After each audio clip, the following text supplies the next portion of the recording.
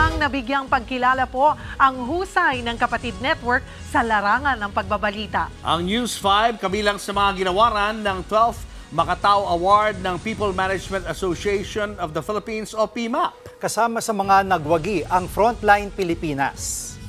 Itinanghal po tayong Best TV News Program. Yan na po ang ikalawang beses na nanalo ang Frontline Pilipinas sa kategorya 2022 nang maging Best TV News Program din tayo. Ang hepe naman ng News 5 na si Lucy Cruz Valdez, itinanghal namang Best TV News Program Host. Para naman po yan sa kanyang public service program na Budol Alert. Ang One News, 1PH naman ng Signal TV ang nanalong TV Station of the Year. Ang mga award na yan, personal na tinanggap ng ating kasamahang si Cheryl Cosim at ang ating News 5 Chief na si Lucy Cruz Valdez.